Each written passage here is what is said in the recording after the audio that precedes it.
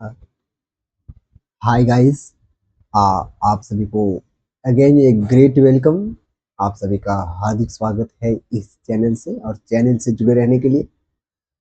और हम लोग एक नई मोटिवेशन के दिन दिखता है और आज हम लोग बात करने वाले हैं कंप्यूटर के बारे में। कैसे एक बेजान मशीन, एक विशाल काय हाथी के समान की मशीन आज एक छोटे से पैकेट में समा गई है। और आज का सफर बहुत ही सुहाना और खूबसूरत सा है।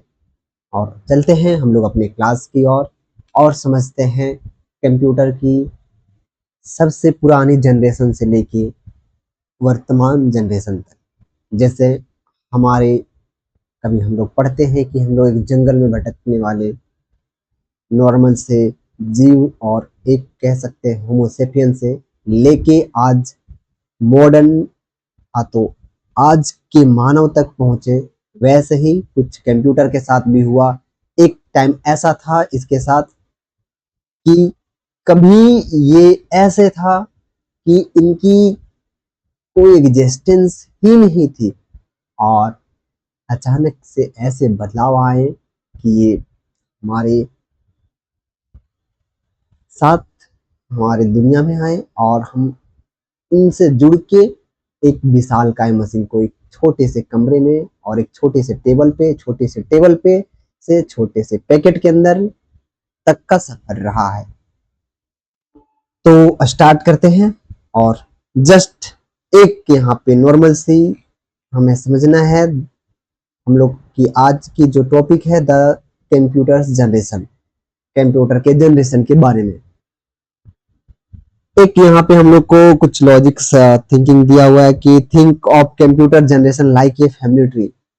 हमें अगर कंप्यूटर जनरेशन को समझना है तो हमारे फैमिली ट्री जैसे हमारे दादा परदादा और बच्चे हम लोग होते हैं वैसे ही हम लोग को एक दूसरे से रिलेट करना है कि कोई एक कंप्यूटर की सबसे पहली पीढ़ी उनकी परदादा हो गई, फिर उनकी एक दादा हुई, मतलब उनकी पीढ़ी के बाद एक उनके आए, एक उनके बाद एक उनके आए, तो ऐसे पीढ़ी बदले हैं।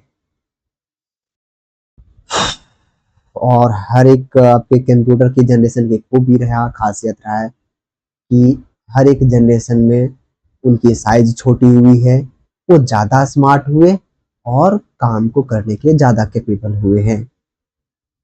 तो जस्ट हम लोग समझते हैं इनके पहले जनरेशन से कि पहली जनरेशन ऑफ कंप्यूटर्स से हम लोग को समझना स्टार्ट करना है। तो हम लोग इससे पहले चार्ल्स बेबेज को पढ़ चुके हैं और चार्ल्स बेबेज ने जो डिफरेंस इंजन, एनालिटिकल इंजन की जो कल्पना की उसे बनाया उसे समझ चुके हैं। और उनके इतिहास कि कैसे चार्ल्स बेबेज ने एक कंप्यूटर को बनाने से पहले कितने सारे चीजें बदलाव हुई हमारी दुनिया में, तब जाके एक कंप्यूटर बना। तो अगर उस सीरीज को देखना चाहते हो तो आप प्लीज प्रीवियस क्लास में जाके देखें और इस क्लास में आए। तो हमारी जो कंप्यूटर मॉडर्न कंप्यूटर जो कहलाती है उनकी जो जनरेशन स्टार्ट हुई है, पहली जनरेशन, वो 1940 ईस्वी में स्टार्ट हुई है। और ये आपका फर्स्ट जनरेशन ऑफ कंप्यूटर 1940 ईस्वी से लेकर 1956 तक का रहा है।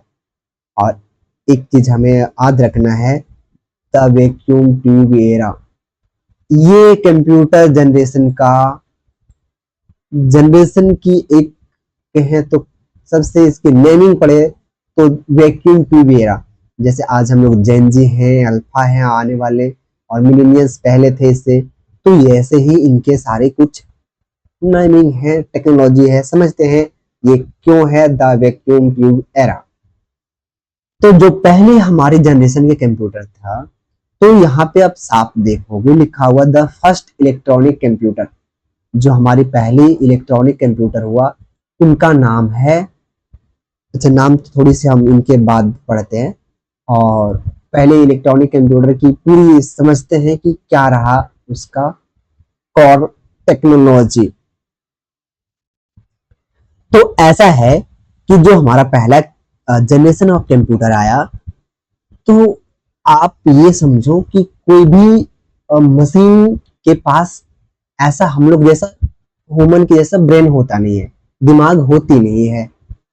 जैसे अभी हम कह दें कि यार कंप्यूटर चल रहा है, हमारी लैपटॉप वर्क कर रही है, हमारे डेस्कटॉप वर्क कर रही है, मोबाइल वर्क कर रही है, वो गाना सुनाने के लिए कैपेबल है, वीडियो दिखाने के लिए कैपेबल है, और अधिक सारे वर्क करने के लिए कैपेबल है।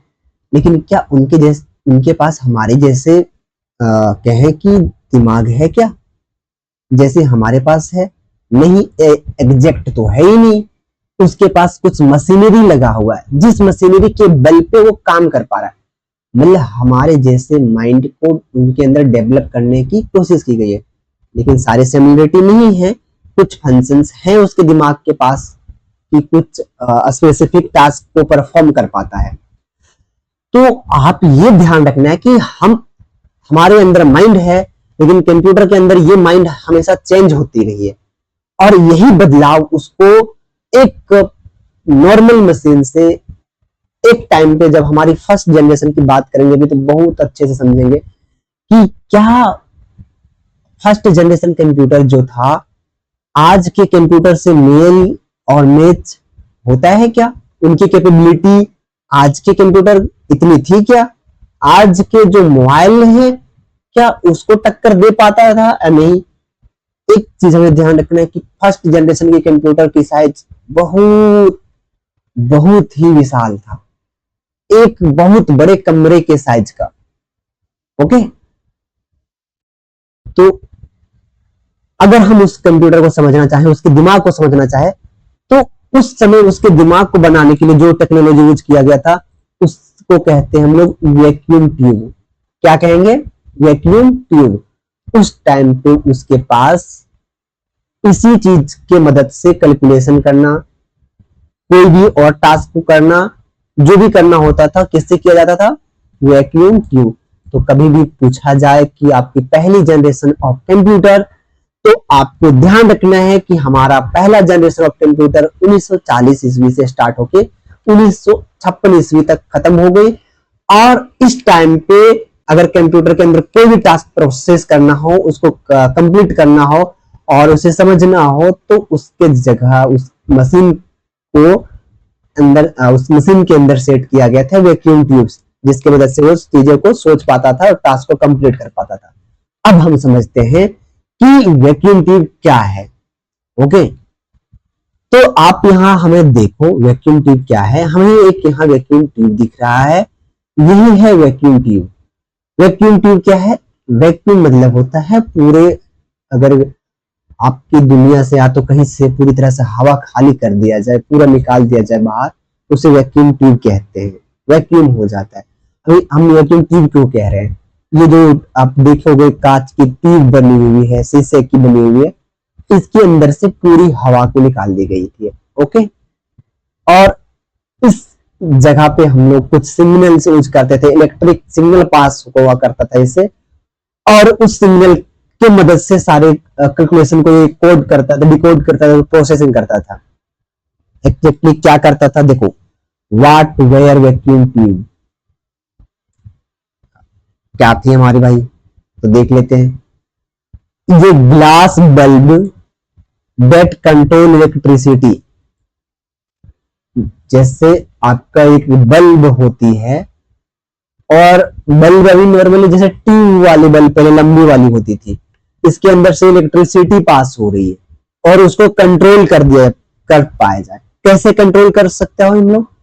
जैसे लुक लाइक ओल्ड, देखो यहाँ पे लिखा हुआ ओल्ड लाइट बल्ब, जो पहले लाइट बल्ब होती थी पुराने जमाने की, वैसे की बात कर रही है।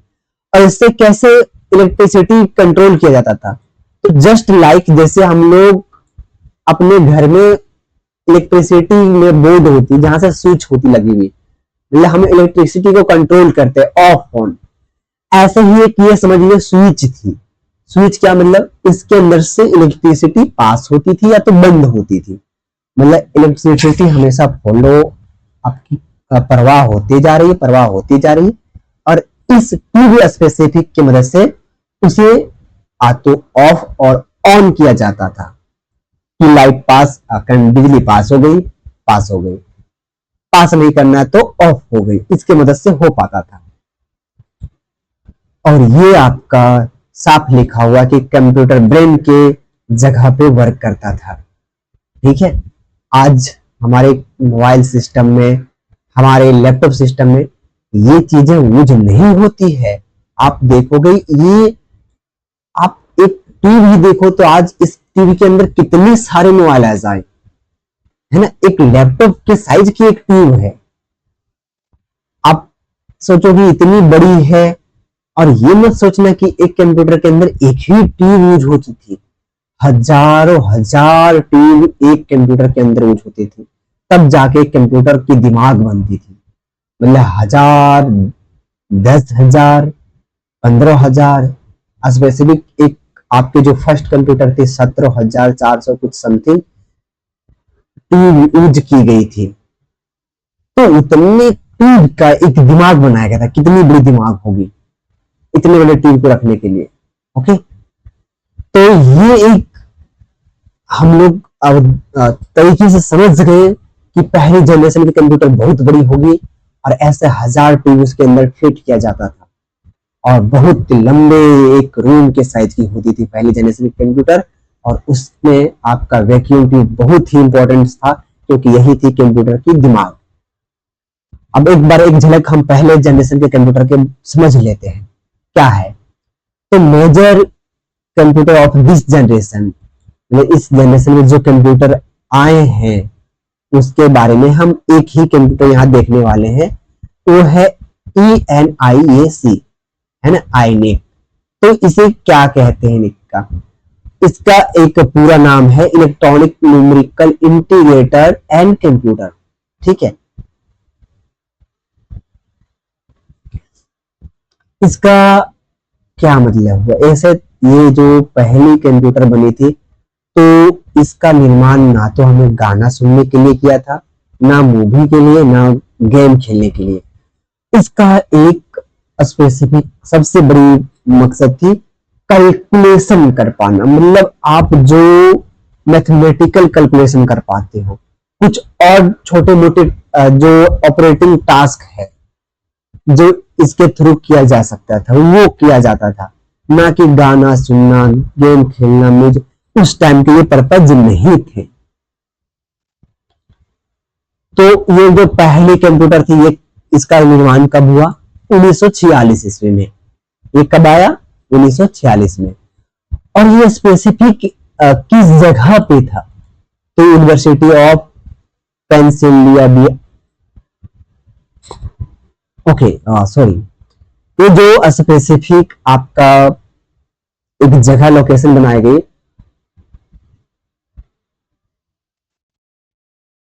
ये थी यूनिवर्सिटी ऑफ। तो ये कंप्यूटर का स्पेसिफिक आपका जो निर्माण हुई थी, ये 1946 ईस्वी में हुई।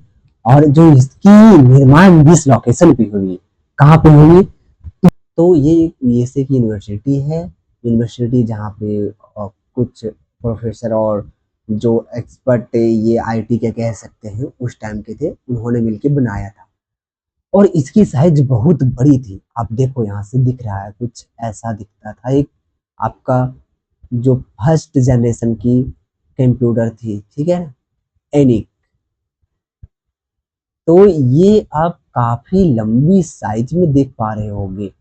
और ये जो आपको दिख रहा है, यहाँ पे सेट होती थी आपके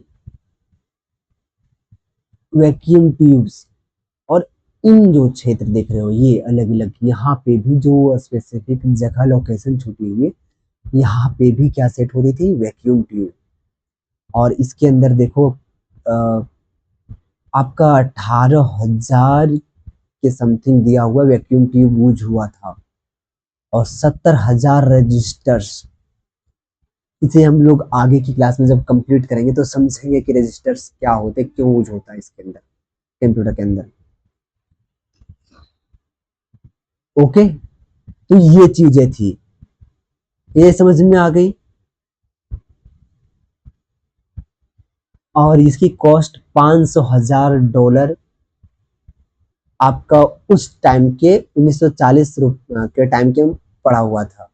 $5,000 और इसकी स्पीड क्या थी? जो फर्स्ट जनरेशन का इनिक कंप्यूटर था, ये आपका कैलकुलेशन जो फास्टिंग थी, इसकी स्पीड थी वो 5000 कैलकुलेशन पर सेकेंड। मतलब आप 5000 जोड़ घटा भागाई ये सारे 1 सेकंड के अंदर कर सकते थे। इसकी इतनी क्षमता थी। और इसकी बेसिकली यूज किस पर्पज के लिए हुआ? तो मिलिट्री कैलकुलेशन हुआ उसके लिए, कि कैसे एक सेना काम क्या कर सकते, कहां जा सकते, कितनी दूर, बहुत सारी चीजें। और ये ब्लास्टिक्स के लिए दो चीजें आपकी मेजर रही थी उस टाइम पे, जो कैलकुलेशन करने के लिए यूज किया जाता था। और एक यहाँ पे आपका ना फन फैक्ट दिया हुआ। फन फैक्ट क्या है? मतलब ये कह रहा है बहुत भुक्खड़, भुक्खड़ क्या कहेंगे हम लोग। इसकी मतलब ये हुई कि ये चलती है इलेक्ट्रिसिटी से, और इलेक्ट्रिसिटी इनकी ऊर्जा है, जैसे हमारी खाना है। और ये कंप्यूटर बहुत ज्यादा इलेक्ट्रिसिटी चार्ज होती थी इसके चलने के लिए। मतलब एक तरह से पूरी भुक्खड़ थी, बहुत ज्यादा मात्रा में हाई लेवल पे इलेक्ट्रिसिटी यूज होती थी। और ये समस्या आती थी जब बहुत सारे वैक्यूम ट्यूब एक साथ काम करते थे, तो बहुत ज्यादा हीट प्रोड्यूस होता था, बहुत ज्यादा गर्मी। इस मशीन के आसपास बहुत ज्यादा गर्मी होती थी, ये समझना है हमें। तो पहली जनरेशन ऑफ कंप्यूटर ये हमारा कंप्लीट हो गया। फर्स्ट जनरेशन आपके 1940 से 1956 तक। इनकी मेजर टेक्नोलॉजी जो कोर टेक्नोलॉजी थी, जिसकी दिमाग कह सकते हैं, वैक्यूम ट्यूब रहा। और ये खोज हुई थी 1946। ये क्या करता था? ये हैवी मास रूम साइज का था, और इसमें बहुत ज्यादा एनर्जी यूज होती थी, बहुत ज्यादा हीट प्रोड्यूस करता था, और कैलकुलेशन 5000 कैलकुलेशन पर सेकेंड थी इसकी। ओके, ये चीजें थी। अब हम लोग चलते हैं नेक्स्ट सेकेंड जनरेशन की ओर। जो सेकेंड जनरेशन कंप्यूटर है उसकी बात करते हैं हम लोग। तो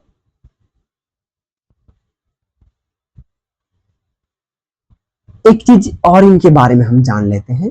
जो फर्स्ट जनरेशन ऑफ कंप्यूटर था, एक इसकी वर्किंग कल्चर को समझते, कैसे वर्क करता था, कंप्लीट वर्क। एक बार इसका हम डिस्कशन कर देते थे।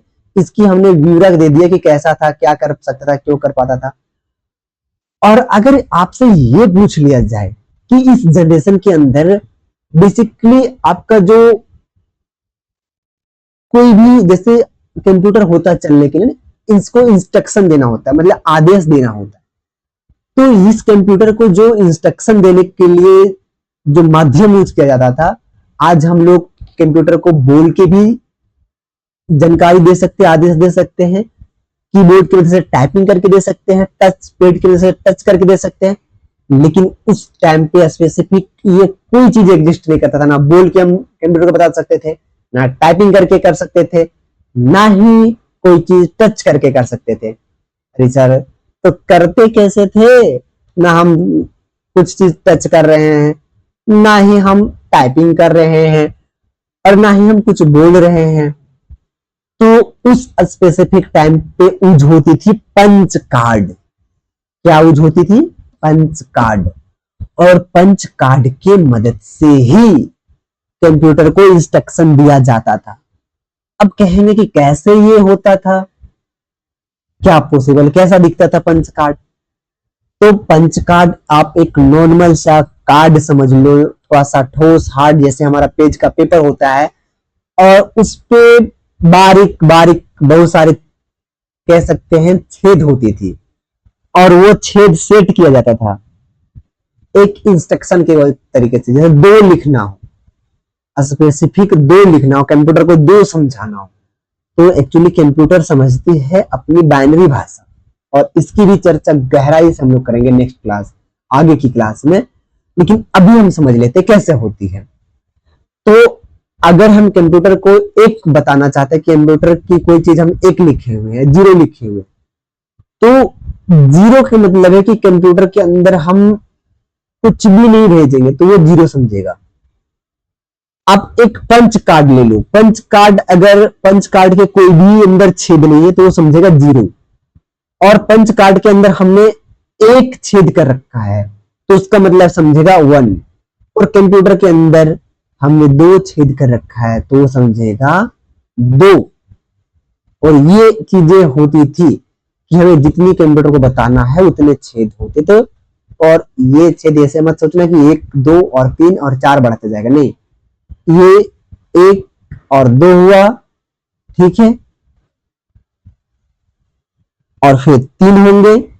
3 लिखने 1 लिखने के लिए क्या करना है, पहली एक छेद होगी।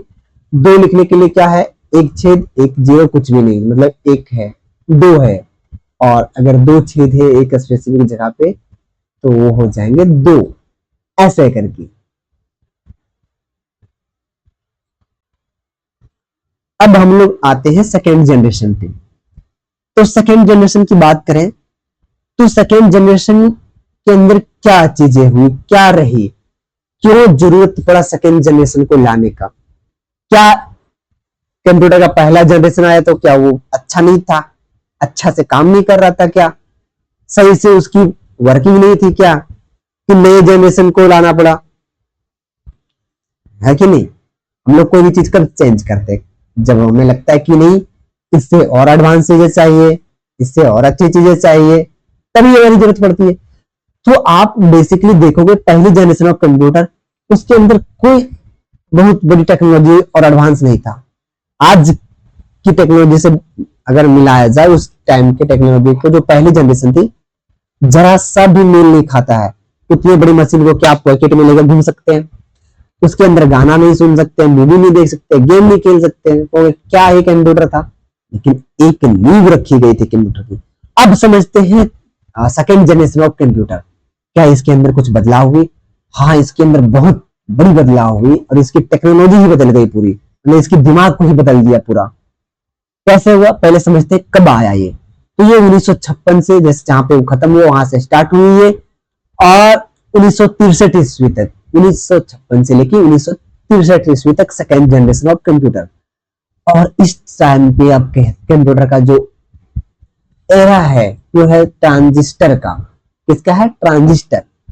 पहले कंप्यूटर के अंदर काम करता था वैक्यूम ट्यूब, अब काम कर रहा है क्या, ट्रांजिस्टर। कंप्यूटर का दिमाग है, यहीं से ये चीजें को लॉजिक लगाएगा, सोचेगा, समझेगा। कहां से समझेगा, ट्रांजिस्टर से। अब समझते हैं ट्रांजिस्टर क्या बदलाव लेके आया। तो ये ऐसा था, ये था छोटा ट्रांजिस्टर। क्या था, ये था काफी छोटा। आप एक वैक्यूम ट्यूब को देखोगे तो कितनी बड़ी साइज है उसकी, हमको लगता है कि 10वीं भाग के बराबर ट्रांजिस्टर उस टाइम के जो पहले ट्रांजिस्टर था वो था। यहां लिखा हुआ साफ, what are transistor, a small electronic device that control electricity. मतलब इसका भी यही काम था, इलेक्ट्रिसिटी को कंट्रोल करना, मतलब स्विच के जैसा, इलेक्ट्रिसिटी जाएगा या नहीं, ऑफ ऑन करना, ऑफ ऑन करना। ओके। और इसका मेड फ्रॉम सिलिकॉन, मतलब जिस धातु से बनाया गया उस धातु को हम लोग सिलिकॉन कहते हैं जिसे ट्रांजिस्टर बना था। अच्छा, ये मच स्मॉलर, काफी छोटी थी, किसके थ्रू, ये आपका जो वैक्यूम ट्यूब है उससे काफी छोटी थी। और क्या थी, मोर रिलायबल एंड इफिशिएंटी, मतलब काफी अच्छा काम कर पा रहा है, भरोसेमंद था, इसको समझ सकते थे हम लोग, और इसकी काम करने की क्षमता भी ज्यादा थी। और इनकी खोज कब हुई, तो इसकी खोज हुई 1947 ईस्वी में। ओके। तो हमारा पहला जनरेशन का समझ गए। अब सेकेंड जनरेशन का इतिहास ये रहा 1956 ईस्वी से 1963 ईस्वी तक, और इसकी टेक्नोलॉजी, इसकी माइंड क्या रही, तो आपका आंसर होना चाहिए ट्रांजिस्टर। ट्रांजिस्टर की मदद से ये चीजें संभव हो पाई थी कि बहुत बड़ा मशीन को, मतलब पूरी लंबी बड़े मकान रूम के अंदर होने मशीन को एक छोटा स्पेसिफिक जगह पे ले आया। मतलब अभी भी साइज काफी बड़ी थी लेकिन काफी हद तक छोटा हो गया। तो ये चीजें थी, इसका पढ़ेंगे। अब कहोगे सर ये भी बता दीजिए साथ ही साथ, आगे पीछे मत बताइए, कि कंप्यूटर कैसे, इसमें कोई इंस्ट्रक्शन जाता था, कैसे बताते थे। आज हम लोग मोबाइल को बताने के लिए क्या करते हैं, माइक टच पैड, ये सारे यूज उस समय कैसे करते थे? तो उस स्पेसिफिक टाइम पे पंच कार्ड यूज होता था। कुछ अभी पिछला जो हमने बताया वैक्यूम ट्यूब इसके अंतर्गत समझाया कि पंच कार्ड का प्रयोग करके क्या हो सकता था कि कोई भी कंप्यूटर को हम इंस्ट्रक्शन दे पाते थे कि क्या वो करेगा नहीं करेगा, क्या कैलकुलेशन करेगा, ये सारे चीजें। तो ये इनकी खासियत थी। ये भी साइज में बड़े ही थे, लेकिन आपका फर्स्ट जनरेशन छोटा, ये भी हीट प्रोड्यूस कर रहा था, इन्हें भी काफी बिजली चाहिए होती थी। आज के टाइम के अनुसार तो बहुत ज्यादा ही चाहिए थी, और पहले जनरेशन वाले तो बहुत ज्यादा। ओके,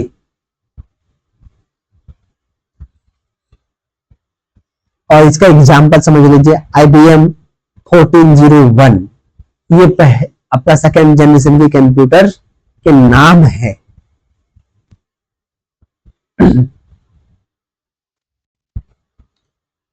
तो हमने दो आपका जो कोर आप कह सकते हैं जनरेशन था, उसे भी आज हमने समझ लिया है।